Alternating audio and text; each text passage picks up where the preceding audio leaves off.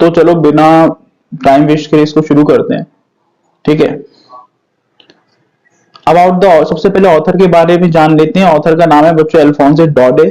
ठीक है, 1840 से 1897 यानी कि 19th सेंचुरी के हमारे पोएट हो गए। Was a French novelist, French novel लिखने वाले। सबसे पहले तो फ्रेंच जानो। डॉडे शब्द करके नाम अगर आपको दिखे तो ज्यादातर फ्रेंच लोग ही निकलते हैं। एंड शॉर्ट स्टोरी राइटर और छोटी कहानियां लिखने वाले। तो जो लास्ट लेसन है क्या है बच्चों, set in the days. Set का मतलब लिखा गया in days of the Franco Prussian war. एक वॉर हुई थी यूरोप में 1870 से 1871 के बीच में, उसका नाम था फ्रेंको प्रशियन वॉर, जिसमें फ्रांस को डिफीट कर दिया गया था रशिया के द्वारा। प्रशिया की कमांड किसके हाथ में थी? बिस्मार्क के हाथ में थी। Prussia then consisted of, Prussia Prussia कहने का मतलब क्या है? तो बच्चों प्रशिया, रशिया में आज 3 नेशंस आते थे, जर्मनी, पोलैंड और parts of Austria. In the story the French district of Alsace and Lorraine have passed into the Prussian hands. ठीक है, तो बच्चों 2 डिस्ट्रिक्ट मतलब फ्रांस ने अपने 2 डिस्ट्रिक्ट खो दिए थे। अब आपके बारे में, अब इसके ये तो उसकी ज्योग्राफी की बात हो गई, ज्योग्राफिकल कॉन्टेक्स्ट की बात हो गई कि ये वाला जो लेसन है ये किस पोएट के द्वारा, एक तो फ्रेंच पोएट के द्वारा लिखा गया है। तो आप भी देख सकते हैं कि फ्रेंच लोग कैसे लिखते हैं अपनी कहानियां। ठीक है, और क्या है वहां पे, यहाँ पे आपको जानने को मिलेगा वहां की हिस्ट्री के बारे में। ठीक है, इस वॉर के बारे में थोड़ा बहुत जानने को मिलेगा, और डेफिनेटली उस ऑथर के बारे में भी जानने को मिलेगा। ठीक है, जिसने अपनी कहानी लिखी है।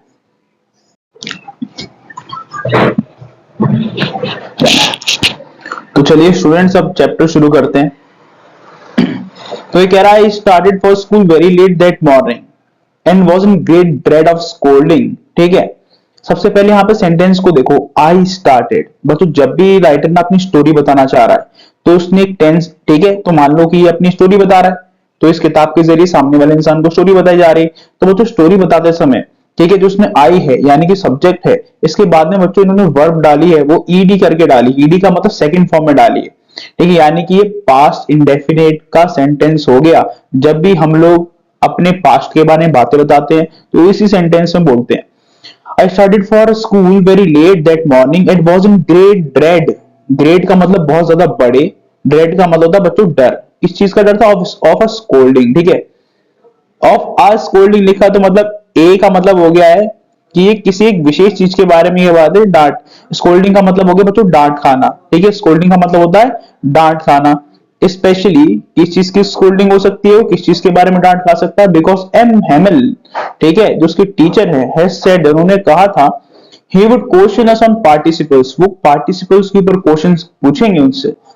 And I did not know the first word about them. ठीक है, कहना क्या चाह रहा है, कहना चाह रहा है कि वो स्कूल बहुत देरी से निकला, ठीक है, लेट हो गया था, और उसे डर था कि एमएमएल तो पक्का उसे डांटने वाले हैं, क्योंकि उसको एक शब्द भी नहीं पता। I don't know the first word about them, किसके बारे में? पार्टिसिपल्स के बारे में, क्योंकि पार्टिसिपल्स के बारे में एम हेमल को पूछना था। यहाँ पे बच्चों एक सेंटेंस देखो, I did know the first word about them. ठीक है, इसे हम लोग बोलते हैं ना, पहला अक्षर भी नहीं पता तो उसको लिखने का तरीका है the first word about them. And I did not know, बच्चों आई डिड नॉट, आई के बाद इन्होंने डिड का बता रहा है। तो बच्चों जब भी पास्ट में हम लोगों को नेगेटिव सेंटेंस बनाना होता है तो हमेशा जो सब्जेक्ट के बाद डिड का प्रयोग किया जाता है, यानी कि डिड का इस्तेमाल किया जाता है। अब डिड का इस्तेमाल करने के बाद क्या होता है? डिड का इस्तेमाल करने के बाद बच्चों आगे जो आपकी मेन वर्ब आती है नो, जैसे यहाँ पे मेन वर्ब क्या है? नो। ठीक है, तो बच्चों ये कैसे आती है बच्चों? फर्स्ट में आती है, यानी कि फर्स्ट फॉर्म में आती है। ठीक है, फॉर अ मोमेंट, एक क्षण के लिए, I thought of running away and spending the day out of doors. मैंने सोचा कि भाग जाऊं और पूरा दिन कैसे बिताऊं? बाहर बिताऊं।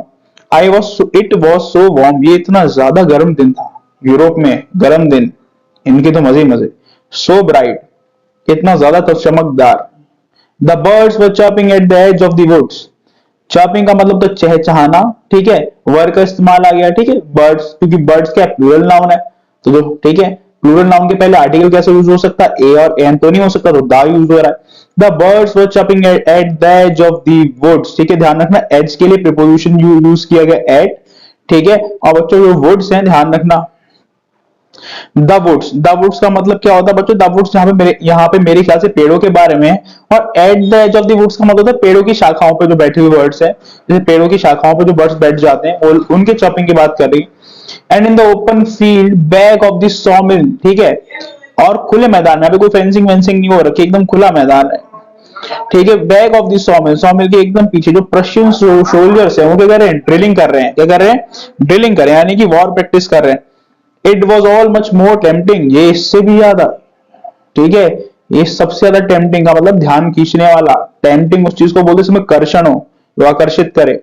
Then the rule for participles, definitely इस एज में बच्चों को तो पढ़ाई से ज्यादा बाहर की ज्यादा अच्छी लग रही होती है। But I had the strength to resist, ठीक है, पर मेरे पास इसको रेजिस्ट करने का साहस था, ठीक है। स्ट्रेंथ का मतलब होता है साहस था, कैपेबिलिटी थी, एंड कहने का मतलब है कि उसके पास अपने डिजायर्स को कंट्रोल करने की कैपेसिटी है।